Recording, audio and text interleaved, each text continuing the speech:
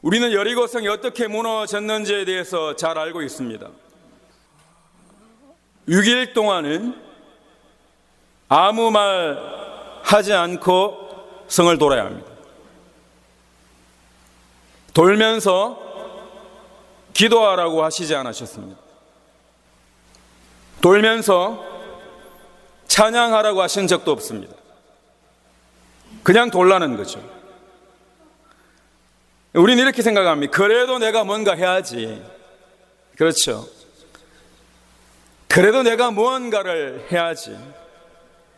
내가 뭔가 조금 잘 믿는 척 아니면 거룩한 척 아니면 하나님이 이래 내가 뭔가 조금 보태야지. 근데 하나님 아무것도 하지 말라고 하십니다. 그래서 어쩌면 하기 싫었을지도 모릅니다. 자, 여러분 다르게 한번 생각해 보십시오. 예배를 드리면 됩니다. 하나님 앞에 나와서 순전한 마음으로 예배를 드리면 되는 거죠. 그런데 내가 뭔가를 해야 된다고 생각합니다. 내가 뭔가를 해서 하나님을 기쁘시게 해 드릴 수 있다고 착각합니다. 우리가 무언가를 해서 하나님을 기쁘시게 해드리는 조건을 가지고 있지 않습니다. 하나님이 하나님의 자녀를 부르셔서 예배 자리에 부르시고는 하나님이 복을 주시기를 원하시는 것이 바로 예배입니다. 예배의 주권은 하나님에게 있습니다. 내가 오면 예배가 되고 내가 오지 않으면 예배가 되지 않는 그런 수준의 예배가 아니라는 거예요. 저와 여러분 한 주간 동안 잘못된 길로 살았다면 이 말씀이 기준이 되어서 다시 복된 길을 찾아가는 것이 예배입니다. 여러분 가장 중요한 것은요, 하나님의 부르심에 어떠한 마음으로 이 자리에 왔는가 하는 것입니다. 여러분 예배 자리에 오면서 억지로 오거나 아니면 와주는 것처럼 하고 왔다면 저와 여러분은 회개해야 합니다. 와주는 게 아니에요. 사랑하는 성도 여러분, 하나님이 돌라고 하시면 그 말씀에 순종하여 하나님께 모든 결과를 맡기고 돌면 되는 거예요. 하나님의 저와 여러분 가운데 말씀하셔서 우리가 이 땅 가운데 하나님의 약속하심을 믿고 살라고 하시면 살면 되는 겁니다. 그러면 결과는 하나님의 손에 맡겨져 있는 것입니다. 우리가 죄인된 본성이 있기 때문에 말씀에 순종하기는 싫고 그래도 뭔가 내가 해내야 된다고 생각합니다. 뭔가 거룩한 척을 해야 되고 뭔가 선한 척을 해야지, 그래야지 뿌듯해지는 것이 죄인들의 모습이죠. 매일 성을 도는 것에 무슨 신비한 능력이 있다고 생각하십니까? 마지막 날에 7번 도는 것에 어떤 비밀이 숨겨져 있나요? 아니면 나팔이 비밀이었습니까? 아니에요. 신비주의자들은 그런 것에서 무언가를 찾아내려고 합니다. 각각 상징하는 것이 있지만 핵심은 그게 아니에요. 핵심이 뭔가요, 여러분? 하나님이 하셨다는 것입니다. 핵심은 하나님이 하셨다는 거예요. 저와 여러분의 삶 가운데에도 어떤 신비한 비밀이 아니라 하나님이 하신 줄 믿으시기 바랍니다. 여러분, 여리고성은 사람이 아니라 하나님이 무너뜨리셨다는 거예요. 그것이 성경이 저와 여러분에게 하시고자 하는 말씀입니다. 하나님 말씀에 순종하여 살면 하나님이 역사하시는 거예요. 그런데요, 교회 안에 복음이 들어오지 않고 은혜가 들어오지 않고 종교가 들어오면 무언가를 해내어서 결과를 얻어내려고 하는 어리석음을 범합니다. 우리는 하나님의 은혜에 감격해야 할 뿐이지 이것을 해내는 조건으로 받아내는 게 구원이 아니라는 거예요. 여러분, 하나님이 여리고성을 멸망시키기로 작정하셨습니다. 그러면 끝이에요. 그런데 하나님은 그곳에 2명의 정탐꾼을 보내시더라는 거예요. 여리고성을 정탐해서 여리고성을 무너뜨리는 방법을 찾아내기 위해서 정탐꾼을 보내었다고 생각하면 오해입니다. 우리 생각이죠. 가서 뭔가 비밀리에 보고 와야지만, 작전을 짜야지만 될 거라고 생각하는 것이 우리 생각입니다. 하지만 그럴 필요가 전혀 없었습니다. 하나님이 정탐꾼을 보내신 이유는 여리고성을 무너뜨리기 위함이 아니었습니다. 그 이유를 찾아내는 게 중요하죠. 하나님이 정탐꾼을 보내신 이유는 단 한 가지였습니다. 하나님이 살리시기를 원하는 사람이 있었던 겁니다. 그 사람이 바로 라합입니다. 여리고성을 무너뜨리기로 작정하시고 이제는 모든 것을 다 진멸시키실 것인데 그 중에 라합과 그의 가족만큼은 내가 은혜를 베풀어 살려내리라는 것입니다. 라합을 만나 주신 거죠. 라합은 누구도 거들떠보지 않는 사람이었습니다. 부도덕한 여인이었죠. 보잘것없는 사람이었습니다. 누구보다 험한 인생을 살았던 사람입니다. 그런데 하나님은 그 라합에게 은혜 베푸시기를 원하시더라는 거예요. 하나님의 은혜가 라합에게 임하더라는 것입니다. 그것이 구원이고 그것이 복음인 줄 믿으시기 바랍니다. 무언가를 해내어서 내가 얘보다 조금 더 괜찮으니 구원의 조건이 되었다. 그건 구원이 아니에요, 여러분. 하나님이 라합을 찾아간 것입니다. 라합은 어떤 사람인가요? 당시 라합은 여리고 성에서도 인정받지 못한 가장 하층민에 속한 사람이었습니다. 그 아모리 족속 가운데에서도 떠돌이 가족이었죠. 그래서 성 중앙에 살지 못하고 성벽에 살았습니다. 가장 가난한 사람이 그 당시에 가족을 먹여 살릴 수 있는 방법이 궁여지책이 그것밖에 없었습니다. 하지만 수없이 많은 사람들이 이 성을 드나들면서 그 말들을 듣게 된 겁니다. 수없이 많은 말을 듣는데 광야에 생하신 하나님의 역사를 듣게 된 거죠. 하나님의 라합의 외모를 취하신 것도 아니고 그의 직업을 취하신 것도 아니라 그의 중심을 보시는 하나님이십니다. 하나님이 저와 여러분의 중심을 보시기를 원합니다. 오늘 본문 10절에 보면 너희가 애굽에서 나올 때 여호와께서 너희 앞에서 홍해의 물을 마르게 하신 일과 너희가 요단 저쪽에 있는 아모리 사람의 두 왕 시온과 옥에게 행한 일 곧 그들을 전멸시킨 일을 우리가 들었습니다. 여러분, 그 당시에 시온과 옥은 그 누구도 이길 수 없는 강대국이었습니다. 그런데 이겼단 말이에요. 라합은 알았죠. 하나님이 하셨구나. 홍해 물을 마르게 하신 그분이 지금도 이 민족과 함께 하시는구나. 직접 그 물을 건너왔습니다. 근데 믿지 않아요.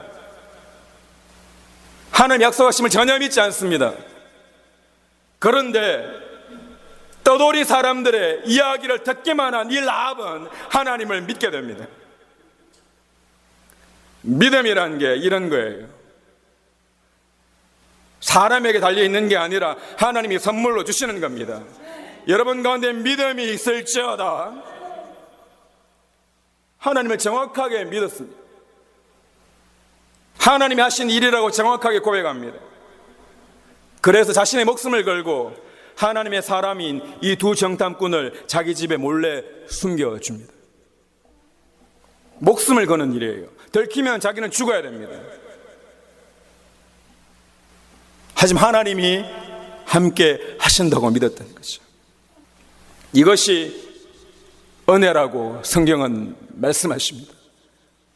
여러분 가운데 은혜가 임하기를 축원합니다. 은혜는요, 내가 누구보다 조금 더 잘 살아지고 조금 더 높아지는 것이 아니라 하나님의 말씀이 믿어지는 것입니다. 하나님이 저와 여러분과 함께 하시는 줄 믿으시기 바랍니다.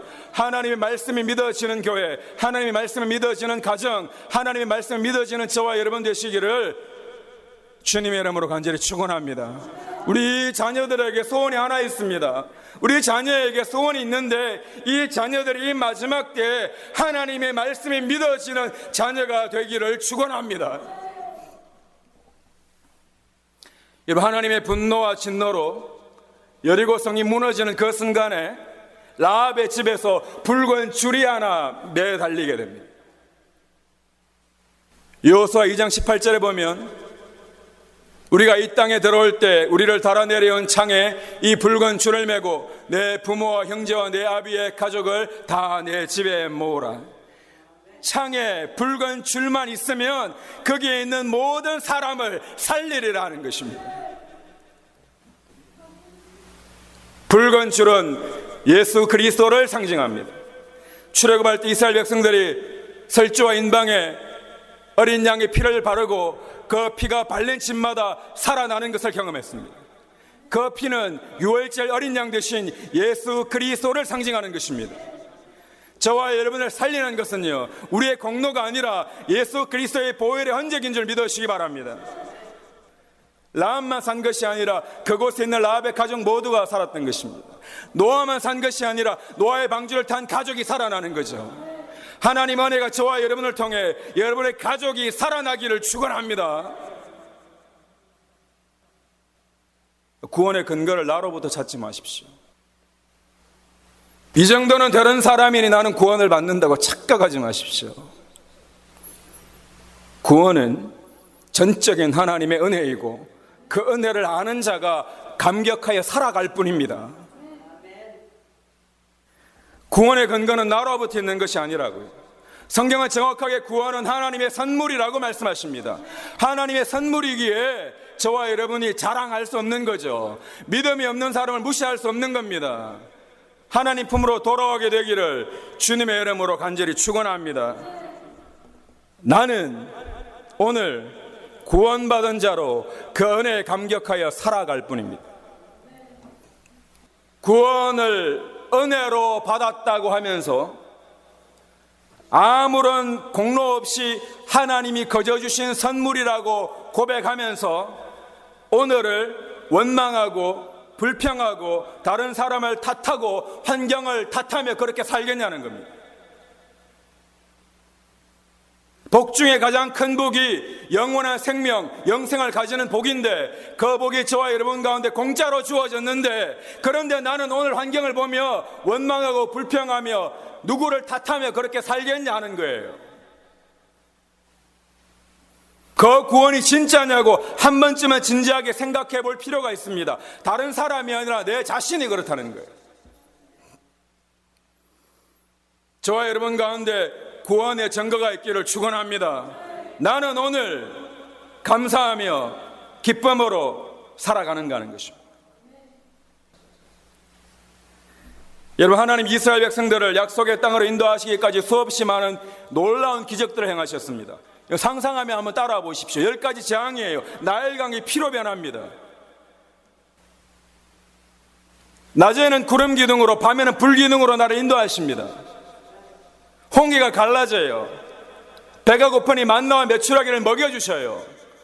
목이 마르니 반석에서 물이 솟아납니다. 200만 명이 먹을 물이 솟아나는 거예요. 자, 놀라운 일들이 가득한 거예요. 엄청난 일들이 벌어졌습니다. 그런데 하나님이 이스라엘 백성들에게, 하나님의 자녀에게 물으시는 것은 단 한 가지입니다. 약속의 땅에 들어갈 수 있는 이유는 단 한 가지였습니다. 얼마나 더 영적이고 얼마나 능력이 있고 얼마나 대단한가를 묻지 않으십니다. 단 한 가지를 물으십니다. 너는 지금 무슨 말을 하고 있느냐 하는 겁니다. 내 귀에 들린 대로 내가 행하리라 하셨습니다. 잘 믿는다고 자랑도 하지 마십시오. 내가 지금 무슨 말을 하고 있느냐가 전부입니다.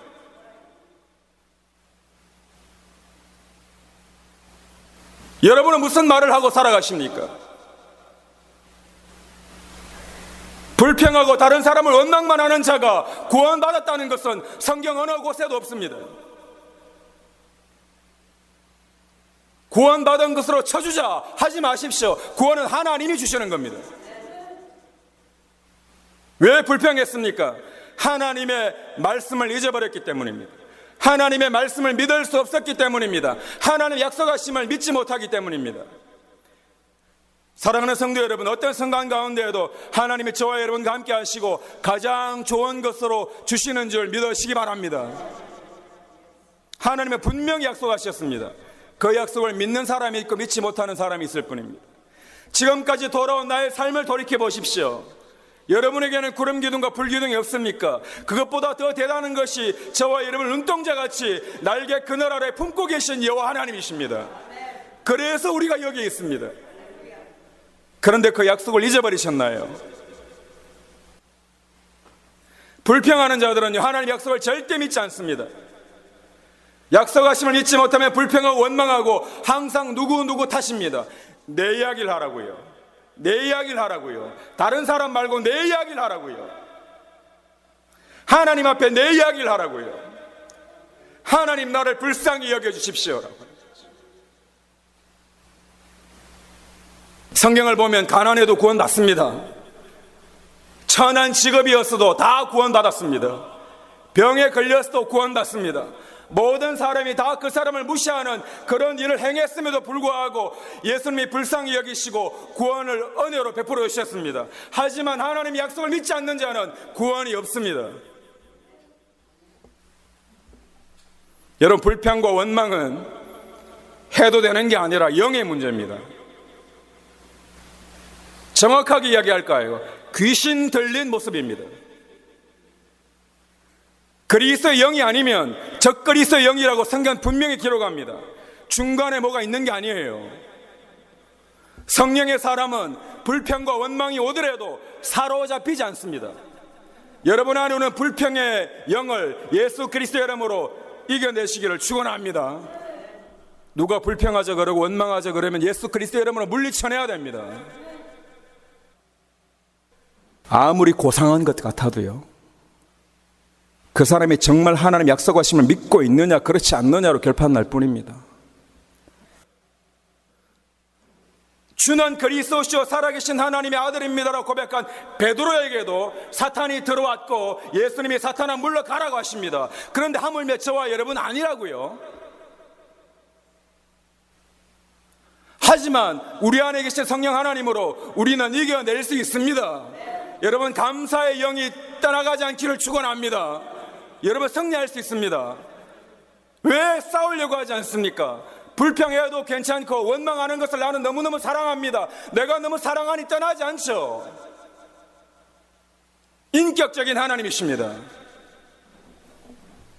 성령 하나님 나와 함께 하신다는 것은 다 되었다가 아니에요. 완벽하다가 아니에요. 나는 이제 이겨낼 수 있다는 겁니다. 불평이 들어올지라도 나는 이겨내리라는 겁니다. 원망이 들어올지라도 나는 이겨내리라는 거예요. 누구 탓하는 것이 아니라 그럼에도 불구하고 하나님이 나를 가장 좋은 것으로 주실 줄로 믿습니다 하는 겁니다. 하나님이 가장 좋은 것으로 여러분에게 주실 줄 믿습니다. 확실합니다. 성경에 그렇게 기록되어 있습니다. 사단은 방해합니다. 아니라고 하죠. 누구 말을 들을 것인가 여러분이 선택해야 됩니다.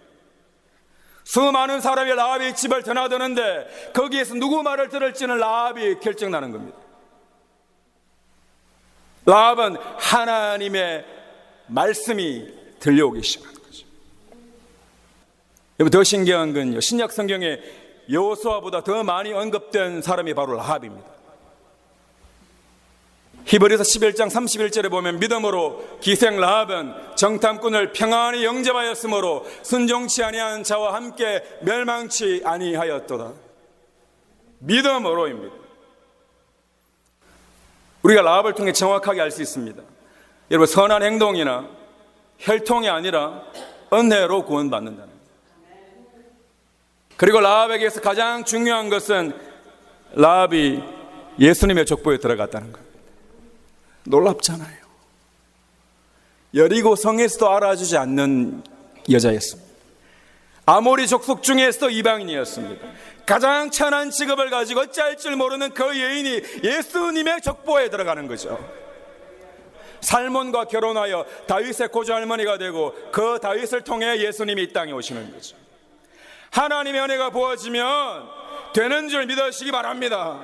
나는 그런 사람이 안 돼 하지 마십시오. 하나님이 하시면 되는 겁니다. 구원은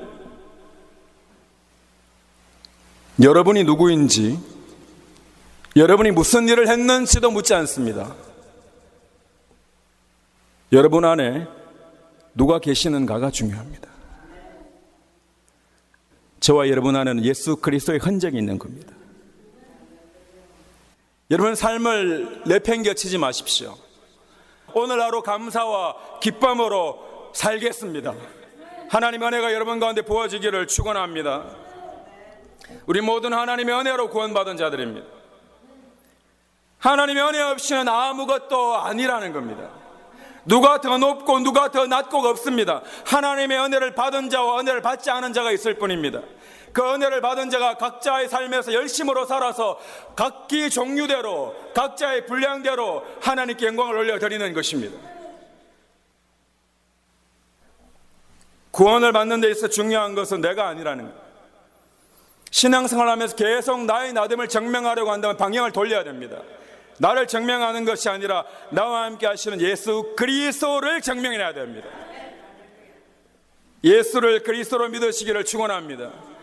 우리가 죽을 때까지 스스로에게 해야 되는 말이 뭔가요? 예수 믿으십시오입니다. 여러분, 예수 믿으십시오. 10년 전에 믿었습니다. 하지 마십시오. 지금 믿으십시오. 아니, 난 지금 누구 탓하고 원망하고 불평 가득한데 그게 예수 믿고 있는 삶이냐고요. 안 될 것 같다는 거예요. 아니, 하나님이 홍해를 갈라주셨지만 여리고성은 안 될 것 같다는 거죠. 지금 결단해야 됩니다. 우리에게 약속하셨습니다. 하나님의 약속하심을 믿으십시오. 그 증거가 내 삶 가운데 흘러 넘치도록 하십시오. 여러분의 삶 가운데 감사와 기쁨이 충만할지어다. 여러분을 통해 여러분의 가정이 살아나고 여러분 주변에 있는 사람들이 살아나게 되기를 축원합니다. 오직 은혜로 살아가는 저와 여러분 되시기를 주님의 이름으로 간절히 축원합니다.